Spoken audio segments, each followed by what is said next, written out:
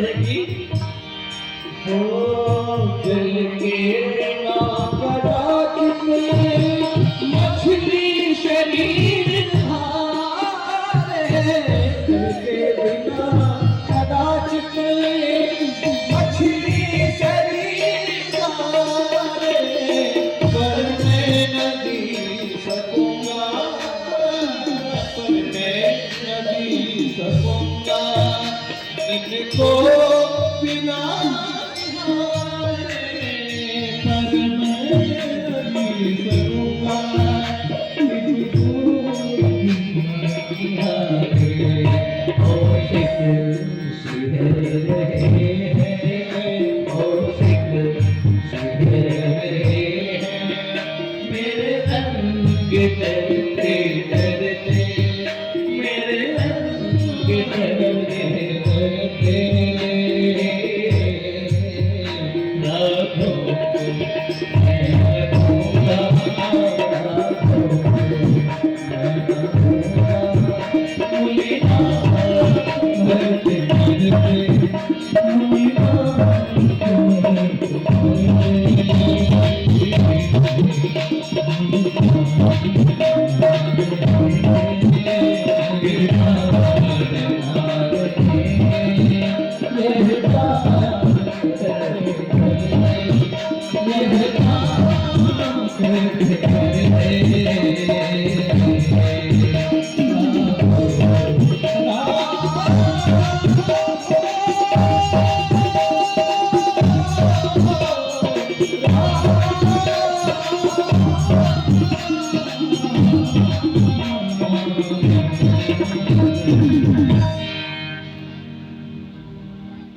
मुझको ऐसा व्यक्ति मुझको खुशी हुई।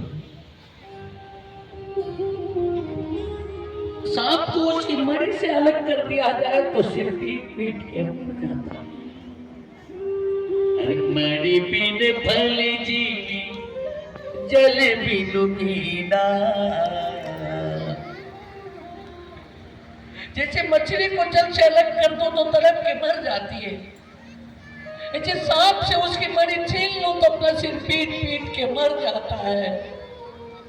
मेरे रघुनाथ को मुझसे अलग करोगे तो मैं मर जाऊंगा। सत्य ने कहा इसका मतलब तुझे अपने प्राणों से मोह है, अपने राष्ट्र से, यज्ञ से नहीं। अरे याद कर, यज्ञ भगवान की कृपा से ही तो तुझे ये 4 पुत्र मिले थे। सिंगे ऋषि वशिष्ठ बोलावा, पुत्र काम शुभ यज्ञ करावा। जिस यज्ञ की कृपा से तुम्हें 4 पुत्र मिले हैं, आज उस यज्ञ की पूर्णता के लिए 2 दे नहीं पा रहे हो। ए वशिष्ठ, समझाओ अपने चेले को। तब उन्होंने अंतर से छोड़ दी थी। राजन, संत या भगवंत को अगर कोई चीज दी जाती है तो वह घटती नहीं, कई गुना ज्यादा होकर के मिलती। अगर 2 दे रहे हो, 8 करके देंगे, 8 न करके दे तो कम से कम 4 तो देंगे ही, 2 नहीं तो देंगे। भगवान को समर्पित किया जाए, कुछ शब्द को समर्पित किया जाए। तब वशिष्ठ बहुविधि समुझावा, निप संदेह नाश कह पावा। बहुत तरह से समझाया गुरुवर वशिष्ठ ने। तब राजा का संदेह थोड़ा सा नष्ट हुआ, लेकिन तब भी पूरी तरह नहीं, क्योंकि ममता होती। समय नहीं संकेत कर रहा, एक क्षण के लिए पुराण में चले। मार्कंडेय पुराण में एक बड़ा बढ़िया वर्णन आता है शास्त्री जी। एक राजा थे सुरथ, उनके राज्य पर आक्रमण किया, पड़ोसी राजा ने उसे जीत लिया।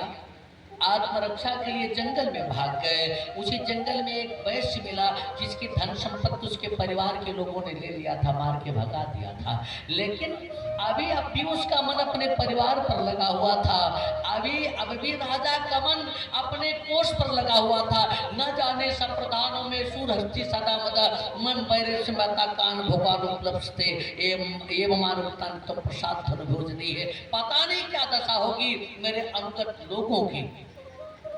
दुर्गा सप्तशती के पहले अध्याय में वर्णन आता है। मेधा ऋषि के पास गए, कहा महाराज हम जानते हैं कि हमारा राज्य नहीं मिलेगा, ये जानता है कि इसका परिवार और धन नहीं मिलेगा, फिर भी मन क्यों लगा है? अच्छा, रात में बरसात हुई थी और आश्रम के अगल बगल कुछ दाने छींटे थे, तो पेड़ पर से पंछी उतरे दाने को चुनने के लिए। जब दानों को अपने मुख में उठाते ना, तो उन पंछियों के बगल में उनके बच्चे बैठे और ची ची करके अपना मुंह खोल देते। तो पंछी अपने मुंह में उठाए हुए दाने को अपने बच्चों के मुख में डाल देते। हाय राजन, इन पंछियों को जरा ध्यान से देखो, ये रात भर के भूखे हैं, भोजन मिल गया इनको, अपने चोंच में दाने उठा लिया, लेकिन मोह ऐसी चीज है कि कर्मोक्षादितान मोहात पीड्यमाना क्षुधा। यद्यपि ये क्षुधा से पीड़ित हैं, लेकिन क्षुधा से पीड़ित होते हुए भी अपने मुख में उठाए हुए अन्न के दाने को अपने बच्चों के मुख में डाल दे रहे हैं। मोह के कारण, ये मोह है। राजा है लेकिन मोह है, अपने संतान की मोह है, अपने बच्चे की मोह है। ऋषि के हाथ में समर्पित करने लगे तो हाथ जोड़ करके आंखों में आंसू भर के एक निवेदन किया, महाराज मैं इनको ऋषि को नहीं समर्पित कर रहा हूं, इनको इनके पिता को समर्पित कर रहा हूं। मैं ये मान करके इनका हाथ आपके हाथ में दे रहा हूं, इनके पिता ने इनका हाथ पकड़ा है, और राइट हैंड ओवर। कहा मोरे प्राण नाथ सोत तो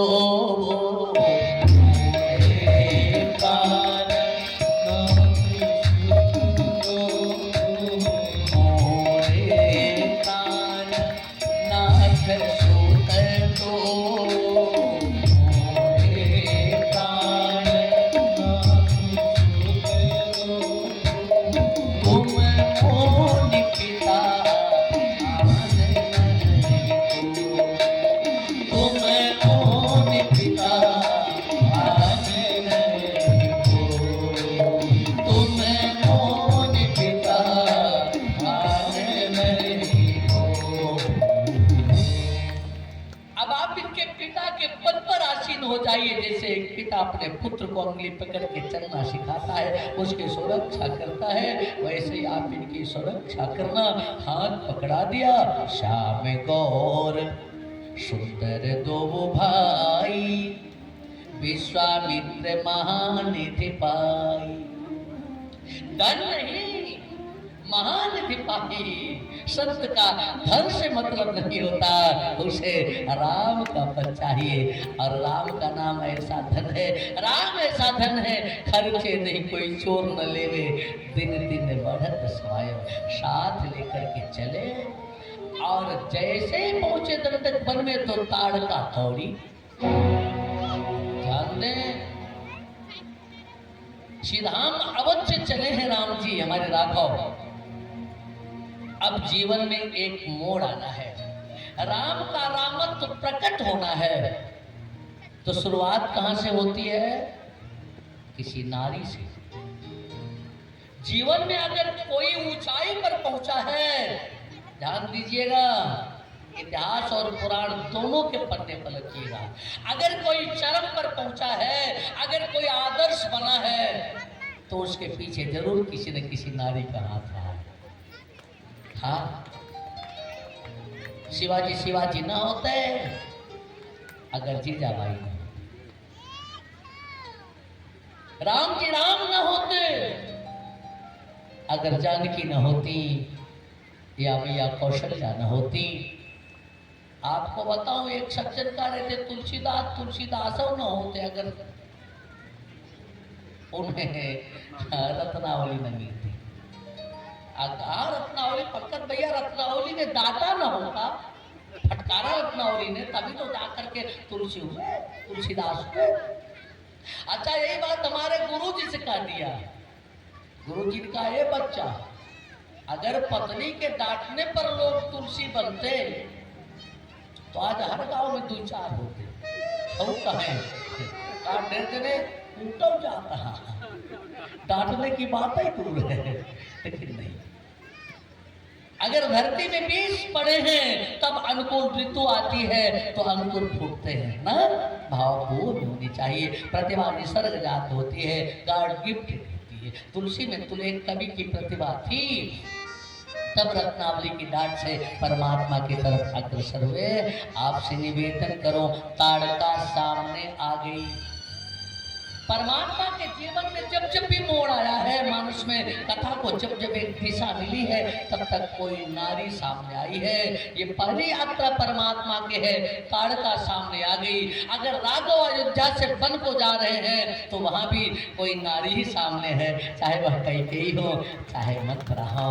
और रावण जैसे दुष्ट का अगर उद्धार करना है तब भी एक नारी ही शूर्पणखा के रूप में सामने आती है। मानसकार ने लिखा कि चले जाते मुनि दीन दिखाई, चले जाते मुनि दीन दिखाई, चले जाते मुनि दीन दिखाई, चले जाते मुनि दीन दिखाई, चले जाते मुनि दीन सुन ताड़का क्रोध तेरी भाई, सुन ताड़का क्रोध तेरी भाई, एक ही मान प्राण हरि तेरा, एक ही मान प्राण हरि तेरा, एक ही मान प्राण हरि तेरा, एक ही मान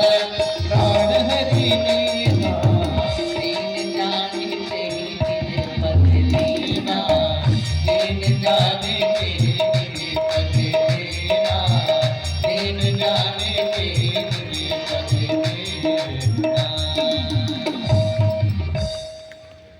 जैसे ही आगे बढ़े, अच्छा वाल्मीकि रामायण में बड़ा विस्तार से वर्णन है, मानस में नहीं। राघव से गुरुदेव ने कहा, राम कहाँ? कहा यहाँ से 2 रास्ते शुरू होते हैं। कहा 2 रास्ते कहा एक सीधा है और दूसरा टेढ़ा है। कहा गुरुदेव लेकिन सीधे रास्ते से ही चलो। कहा सीधे रास्ते पर बड़ा खतरा है। कहा कौन सा खतरा? कैसा? कहा एक ताड़का नाम की राक्षसी है। कहा गुरुदेव आप चलो तो सही, आपकी कृपा से मैं भी उसका दर्शन करूंगा। जब गुरुदेव है साथ में तो फिर डरने की बात नहीं है। अच्छा चले, और जब ताड़का को देखा, सुने ताड़का क्रोध करी धाई। अच्छा सुना क्या? मानस के विद्वान बैठे हैं, बच्चे ध्यान दें।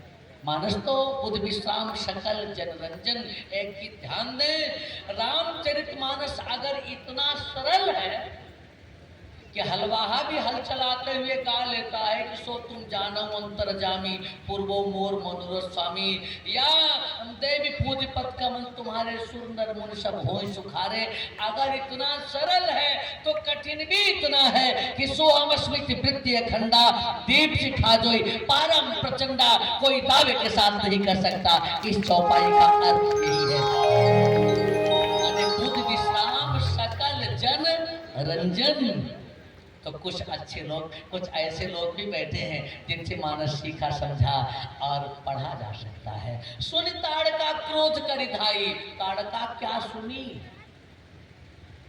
कोई बोला होगा तब तो सुनेगी। हाँ सुनना ये कान वाली क्रिया है। क्या सुना? माने जब गुरुदेव ने दिखाया कुछ कहा तो नहीं, चले जात मुनि दीन दिखाई, दिखा दिया। वो सो लेटी सो रही। ताड़का ने सुना क्या? सुना, राम जी ने ताड़का को निमंत्रण दिया। जब दिखाया गुरुदेव ने कि ये ताड़का है राम, ये बहुत हिंसक है, तो हमारे राघव ने तुरंत धनुष पर प्रत्यंचा चढ़ाई और प्रत्यंचा को खींच करके छोड़ा तो जो बिजली की सी गड़गड़ाहट हुई, सुना हमारे हुआ। ये ललकार रहा है और कोई वीर किसी को ललकारे तो रुकता नहीं है। सुनी ताड़का क्रोध करिधार, लेकिन एक ही मिसाइल में काम तमाम, एक ही बार प्राण हर लीधा। परमाणु बम की धमकी देगा, परमाणु बम छोड़ दूंगा, परमाणु बम छोड़ दूंगा। एक ही मिसाइल में चर्चा बंद। एक ही बार प्राण हर लीधा, लेकिन दीन जानते निज पद दीना। राम जी ने उसे भी अपने अपने धाम को भेजा। लेकिन ध्यान दें, अगर आप अधिकारी हैं, अगर आप किसी को शासन सत्ता सौंपना चाहते हैं तो योग्य बना करके दीजिए। अयोग्य के हाथ में कभी भी अधिकार मत दीजिए। ध्यान दें, अच्छे लोग बैठे हैं, कभी कभी सुनने में आता है कि कुछ डॉक्टर ऑपरेशन किए तो कैंची पेटुआ में छोड़ दिए, तो अयोग्य रहे हैं। अब यार नहीं कहूँगा क्यों आरक्षण से आए थे। एक प्रधान जी ब्लॉक में गए, वीडियो सामने दस्तखत करने के लिए कहा, थैलिया में 5 कलम लगाए हैं, तो अंगूठा दिखाए, दस्तखत करो ना। कैसा आप अंगूठा लगाता है, कहा तो 5 कलमिया कहा है थैलिया में। कहा साहब इज्जत की बात है, आरक्षण में प्रधान हो गया, पढ़ा लिखा नहीं। किसी योग्य को पद पर आसीन करो। अगर अयोग्य के हाथ में सत्ता सौंप दोगे, बंदर को अगर चाकू दे दीजिएगा तो आम काट के नहीं खाएगा, सेब काट के नहीं खाएगा, अपना हाथ काट लेगा, दूसरे बंदर को मार देगा। जो समर्थ हो आप उसको उस पद पर प्रतिष्ठित करो। अगर अगले को प्रतिष्ठित करना चाहते हो तो उसको समर्थ बनाओ ना, नहीं तो अयोग्य को इंजीनियर बना दोगे, ऐसा पुल बना देगा उद्घाटन से पहले टूट जाए। पंकज भैया, और हो रहा है, बिहार का पुल टूटा। एक ने कहा किसी से, ये अच्छा त्रेता में मनुष्यों में मिस्त्री नहीं थे, कारीगर नहीं थे, राजगीर नहीं थे, क्या लगता है? एक संत ने कहा कहाँ है? कहा अगर मनुष्य में कारीगर होते तो राम जी बनरों से नल नील से न जुड़वाते।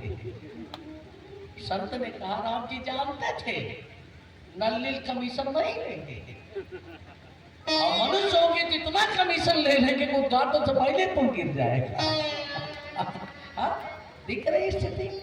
आपको बताऊं, एक ही बाल प्राण हरि लीना। पहचान गया महात्मा, ये मेरे परमात्मा है, इनके ये समर्थ है। अगर इनके हाथ में आयुध रहेगा तो उसका सदुपयोग होगा। मानस का लिखते हैं कि तब ऋषि निज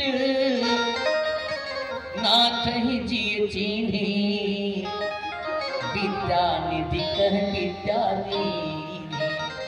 ये जो हमारे ऋषि महर्षि रहे हैं ना, ये केवल सीताराम करने वाले नहीं रहे, ये सब वैज्ञानिक रहे हैं और विशुद्ध वैज्ञानिक रहे हैं। बंदे विशुद्ध विज्ञानो कवीश्वर और कपीश्वरो, ये विशुद्ध वैज्ञानिक रहे हैं, ये शोध करने वाले रहे हैं। एक एक मिसाइल, एक एक बम शोध करके इन्होंने बनाया, लेकिन उसे गलत हाथ में नहीं जाने दिया। परमाणु बम बढ़िया है, लेकिन अगर आतंकवादियों के हाथ लग जाए तो व्यवस्था बिगाड़ देंगे। विश्वामित्र ने शोध किया था, अच्छे अच्छे आयुध तैयार किए थे, लेकिन उसे गलत हाथ में नहीं दिया। पहचाना, पहले प्रैक्टिकल किया, पहले परीक्षा लिया, इस लायक हैं कि नहीं है, और जब पहचान गए तब ऋषि निज नाथ ही जिए चीनी, तो विद्या निधि कह विद्यानी। आयुध सर्व समर्पित यज्ञ से जो जो हथियार पैदा किया था उन्होंने, जो जो मिसाइल, जो जो बम बनाया था, वो सारे राम जी को दे दिया। आयुध सर्व समर्पिके मुनि निज आश्रम आनी, कंद मूल फल भोजन दीन भगत हित जानी। लाकर के तब कुछ कंद मूल फल खिलाया और अब हथियार दे दिया मैंने, तो जरा सा प्रैक्टिकल भी करो, होना चाहिए ना। लेकिन कभी कभी इसका प्रभाव गलत पड़ जाता है। जब गलत हाथ में सत्ता सौंप दी जाए, भस्मासुर जानते हैं, भस्मासुर का नाम सुना आप लोगों ने कि नहीं? शिवपुराण की कथा, एक बड़ा दुष्ट दैत्य था। भगवान शंकर की तपस्या किया, भोले बाबा प्रसन्न हो गए। आप क्या चाहते हो? कहा जिसके हाथ पे सिर रख दो भस्म हो जाए। शंकर जी कहे तथास्तु। अब शंकर जी की तरफ हाथ फैला के बढ़ा। शंकर जी ने कहा मेरी तरफ का है यार, कहा प्रैक्टिकल करूंगा। कहा वहीं पे है। हाँ? अरे कहा और किस पे? माने आप ही ने दिया, आप ही ने प्रैक्टिकल, गलत हाथ में उन्होंने दिया था वो अधिकार। तो आपको बताऊं कि विश्वामित्र ने सोचा जरा परीक्षण कर लो। रात बीती और सुबह यज्ञ की तैयारी किया। कहा लेकिन राम कहा जैसे हवन कुंड से धुआं उठेगा निशाचर दौड़ेंगे, उपद्रव करेंगे। राम जी ने कहा आप निश्चिंत रहो। अरे प्रातः कहा मुनि सन रघुराई, निर्भय यज्ञ करो तुम जाई, होम करन लागे मुनि झारी, आप रहे मक की रखवारी। और जैसे ही यज्ञ कुंड से धुआं आकाश में उड़ा तो सुनि मारीच निशाचर को ही, लय सहाय धावा मुनि द्रोही। राम जी ने मिसाइल तैयार किया, हाँ मानस का चित्र खींचा। एक ही बाण प्राण हर लीना, और यहाँ बिनु फन बाण, बिनु फन बाण राम से ही मारा, राम से ही मारा। सत जो जन का सागर पारा, पावक सरसु बाहु पुनि मारा, निशाचर कटक सधारा, अनुज निशाचर कटक सधारा। अच्छा, जो लोग प्रतापी होते हैं उनके जो अग्रगण्य सेवक होते हैं वो भी कम प्रतापी नहीं होते पंडित जी।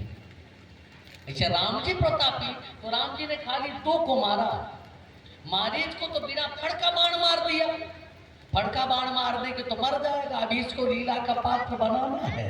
हा? तो मारीच को निशाचर से उन्होंने मनुष्य बना दिया। बिना फड़का बाण मार करके मनुष्य में मनुष्यता आ गई। माने अभी तक पशुता थी, अब मनुष्यता आ गई। अच्छा पशु और मनुष्य में अंतर समझ रहे हैं आप लोग कि नहीं? क्या अंतर क्या है?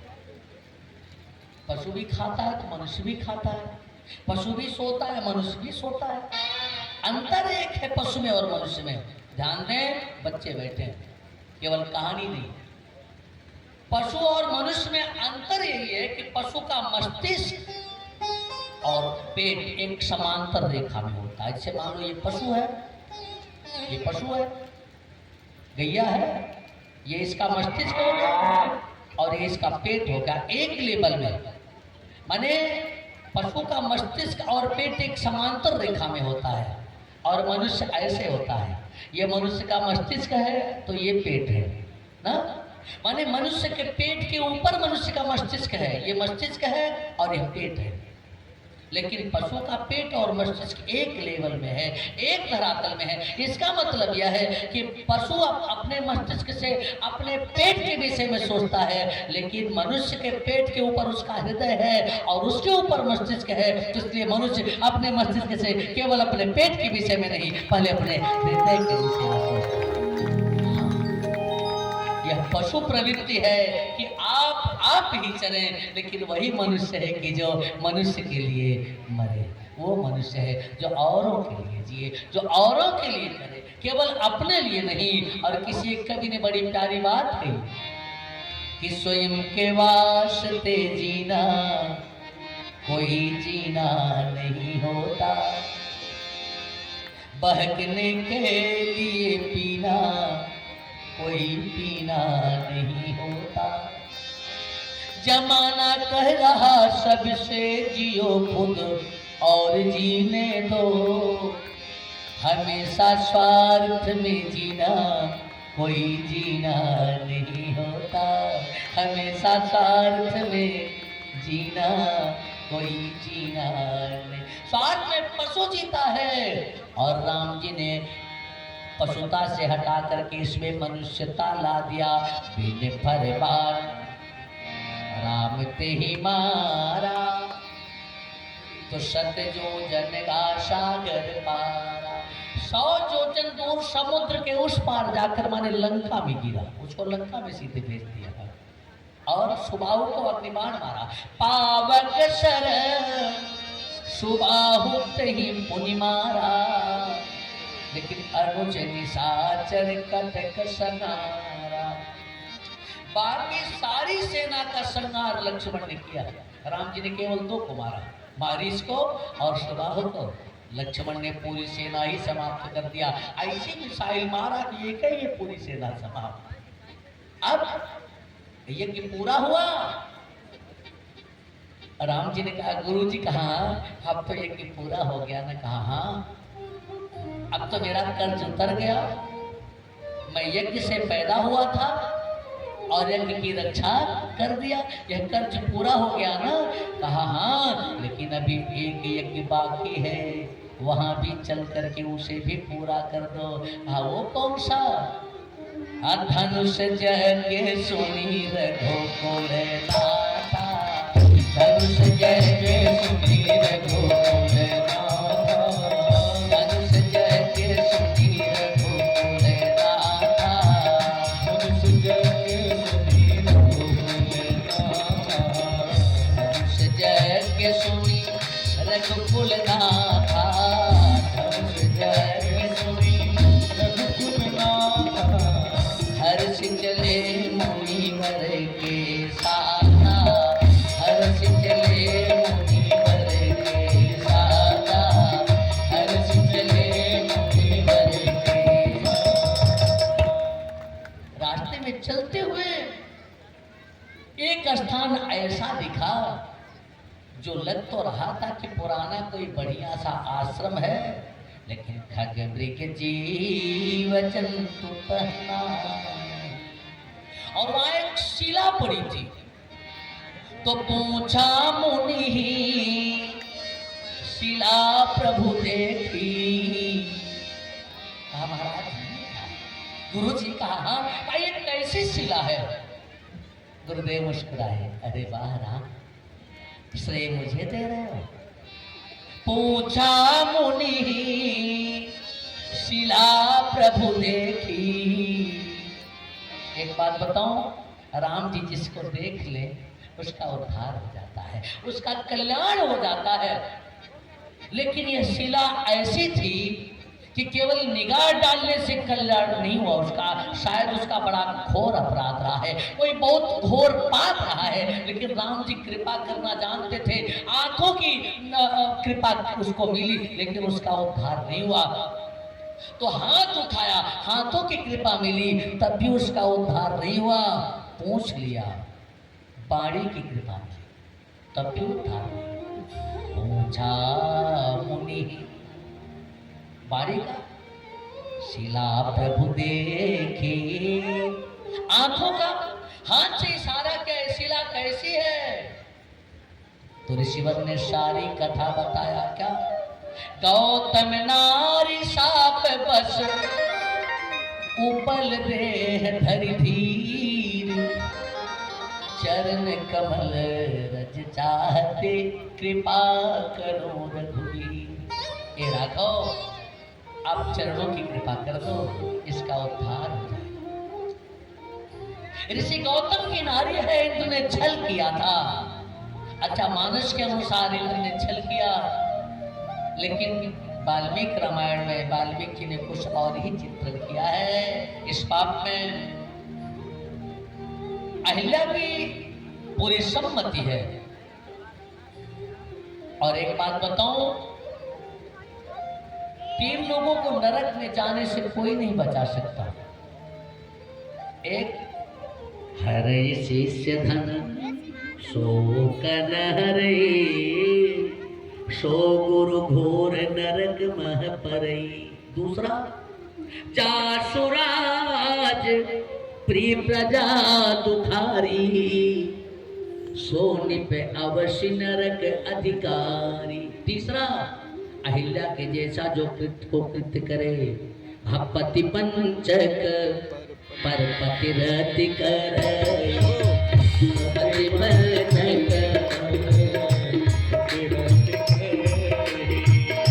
रो रो नरक, कनक सत पर पति पंचक पति रति करे, पति पंचक पर पति रति करे। लेकिन हमारे राघव इतने उदार हैं और संत इतने उदार बना होते हैं, जिसका कोई नहीं होता उसका परमात्मा होता है, उसका भगवंत होता है, संत होता है। आज दोनों की कृपा मिली।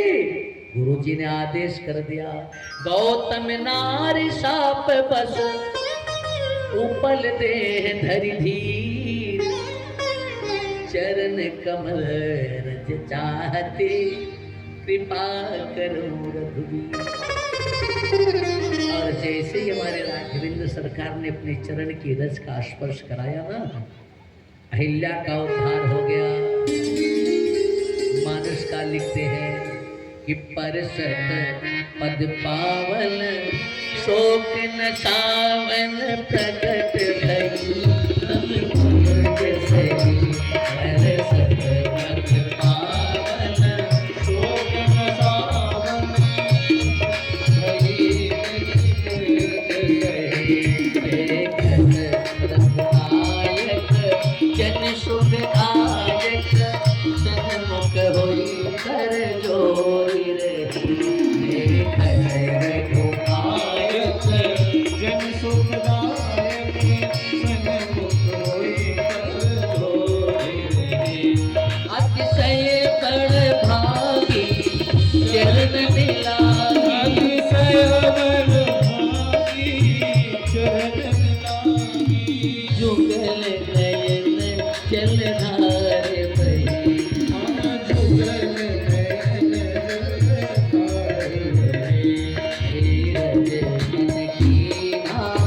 प्रभु कहती ना रघुपति कृपा भगति पाई, प्रभु कहती ना रघुपति कृपा भगति पाई, रघुपति कृपा भगति पाई, रघुपति कृपा भगति पाई। इतना कृपालु है हमारा परमात्मा कि ऐसे अहिल्या को भगवान ने अपनी भक्ति दे दिया। और आप जानते हैं, भगति करत नर भी नहीं प्रयासा, संसित मूल विद्यानाशा। अरे जाते बेगी द्रवों में भाई, सोमम भगति भगत सुखदाई। भक्ति से ही परमात्मा प्रसन्न होता है। अरे भक्ति वो चीज है ना, जिसके कारण जो जगत का पिता है वह लालना बन करके आज कौशल्या के पालने में झूल रहा है, भक्ति के कारण। और वह भक्ति परमात्मा ने अहिल्या को दे दिया। सो अति मन भावा सो पर पावा, और गई पति लोक आनंद भरी। अहिल्या अपने पति लोक को गई और हमारे परमात्मा चल करके गुरुदेव के साथ जनकपुर में पहुंचे तो मानसकार को लिखना पड़ा कि हर्ष चले मुनि बिल्व सहाया, हर्ष चले मुनि बिल्व सहाया, हर्ष चले मुनि बिल्व सहाया, हर्ष चले मुनि बिल्व सहाया, हर्ष चले मुनि बिल्व सहाया, हर्ष चले मुनि बिल्व सहाया, बेग विदेह नगर नियराया, बेग विदेह नगर नियराया, बेग विदेह नगर नियराया। विदेह के नगर में परमात्मा पहुंच गया। एक निवेदन करो, तीनों लोक में जनकपुर के जैसी कोई धरती नहीं है। जनकपुर में एक भी असंत नहीं है। अगर रामचरितमानस में मुख्यतः 3 नगरों का वर्णन किया गया है। कल इस बिंदु पर विस्तार से चर्चा चलेगी। अयोध्या, जनकपुर और लंका। तो अयोध्या में रामचरितमानस का सबसे बड़ा संत है भरत के रूप में। तो 1-2 असंत भी हैं, मंथरा और धोबी आदि के रूप में। अगर लंका में सब असंत ही असंत हैं, तो विभीषण और माल्यवंत जटा जैसे 1-2 संत भी हैं। लेकिन जनकपुर में एक असंत नहीं है। अब आप कहोगे महाराज जी कहाँ लिखा है? मानस के पन्ने पर लिखिएगा। पूरे जनकपुर में हर कोई संत है, धर्मात्मा है। अरे पूर्ण नर नारी सुभग सोच संता, पूर्ण नर नारी सुभग सोच संता, धर्मशील धर्मशील ज्ञानी गुणवंता, पूरे नर नारी सुभग सोच संता, पूरे नर नारी सुभग सोच संता। और ऐसे जनकपुर में हमारे जब राघवेंद्र सरकार जब पहुंचे ना, जनकपुर की देवियों ने देखा, हाय कितने सुंदर लग रहे हैं। तो अकेले नहीं देखा, औरों को भी बुला करके दिखाया कि सखी देखो ना, ये दोनों कितने सुंदर लग रहे हैं। हाँ, एक सांवले रंग का है और दूसरा किस रंग का है अनुराग बाबू? गोरे रंग का। क्या कहती है जनकपुर की देवियां? आप ही बता दो। सखी है देखो ना भैया सावर गोर, सावर गोर सखी हो सावर गोर, सखी है देखो ना, सखी है देखो ना भैया सावर गोर, देखो ना भैया सावर गोर, सावर गोर, सखी है सावर गोर, सावर गोर, सखी है सावर गोर, सखी है देखो ना भैया सावर गोर, सखी है देखो ना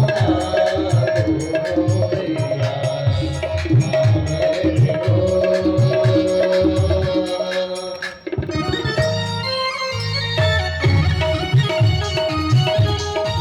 कितने सुंदर लग रहे सखी।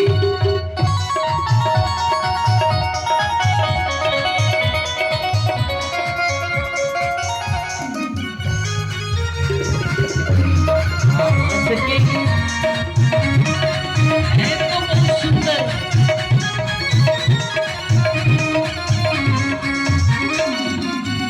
लेकिन ये है कौन? ये है कौन और आए कहां से? बताती है। सुन ले की बक्सर वाले बाबा, सुन ले की बक्सर वाले बाबा, सुन ले की बक्सर वाले बाबा, देखो ना पीछे पीछे युगल किशोर,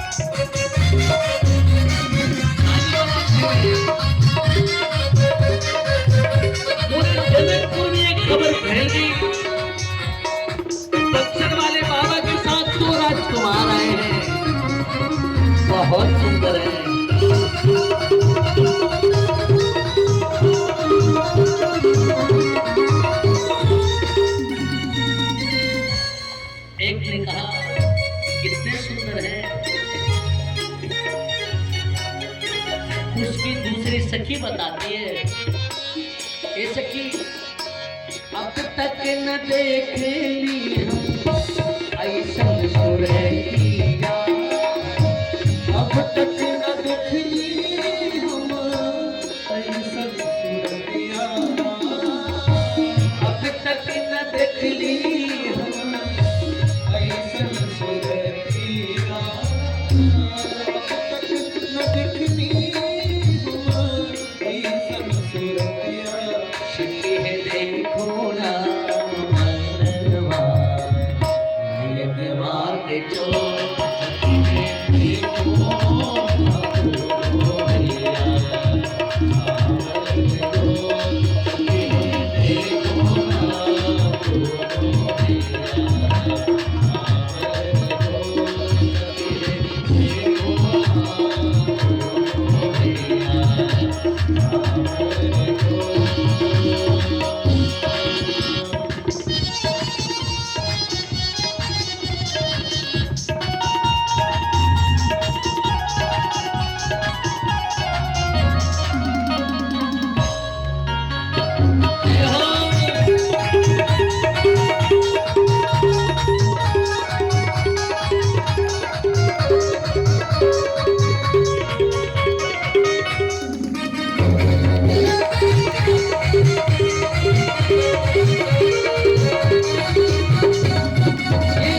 अक्सर वाले बाबा के साथ आए।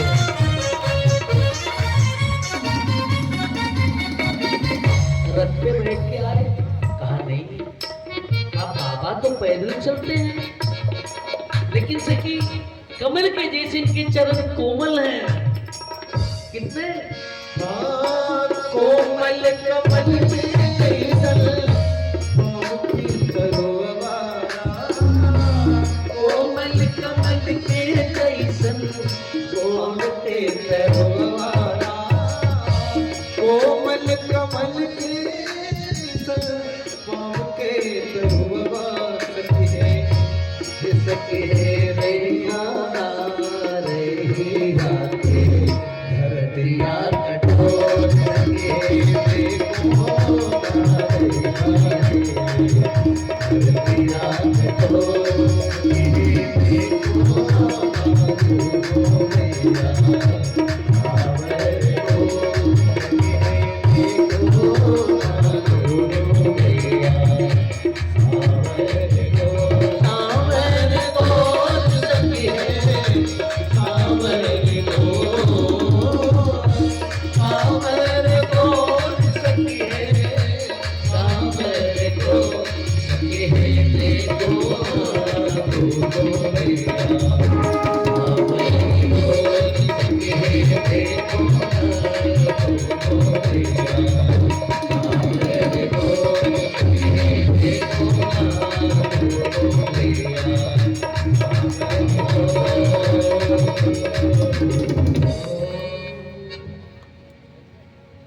बोलिए सांवरे गोरे दोनों सरकार की।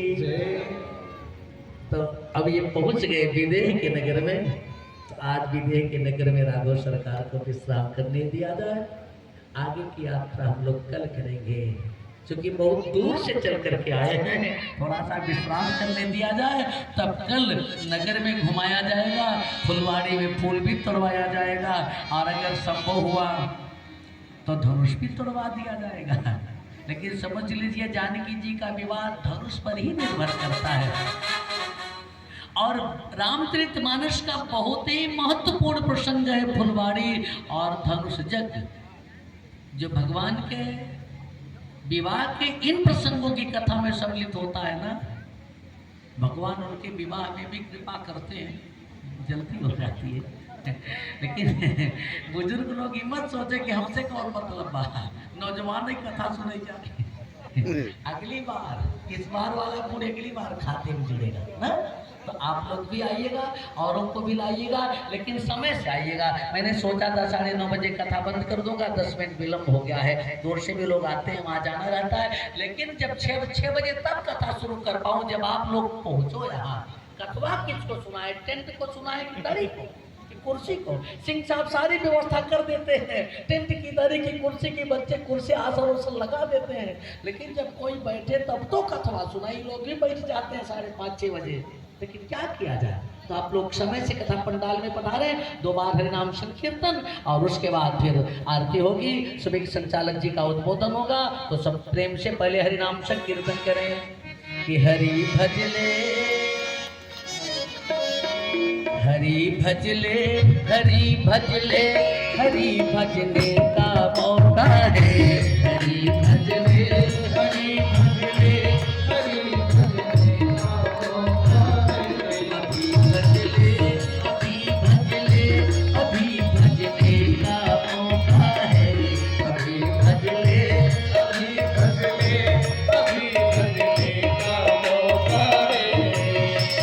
केशव कहीं कहीं कूकिए ना सुइए असरा, केशव कहीं कहीं कूकिए ना सुइए असरा, रात दिवस के कूकड़े हरि कबू सुखी पुकार, हरि भजले हरि भजले हरि भजले का मौका है, हरि भजले हरि भजले हरि भजले का मौका है। कुछ लोग 40-50 किलोमीटर दूर से भी आए हैं, लंबा है घर मानता हूँ, लेकिन ये घर 6 किलोमीटर दूर है। नन्हे भैया ओ लंबा मार्ग दूर घर विकट पंथ बहुमान, लंबा मार्ग दूर घर विकट पंथ बहुमान। वहां पहुंचने में 1 साल लगता है, इसलिए वर्ष के अंत में वर्षी होती है, वार्षिक क्यों तक। लंबा मार्ग दूर घर विकट पंथ बहुमान,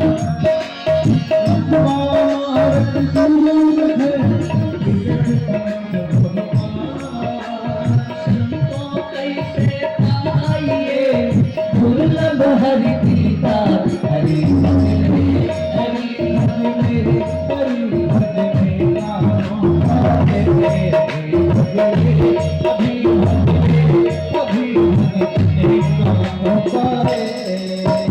आया है सो आएगा राजा रंग फकीर, आया है सो आएगा राजा रंग फकीर। एक विमान पे चढ़ी चला एक बाधा जात जल्दी, हरि भजले हरि भजले हरि भजले का मौका है, हरि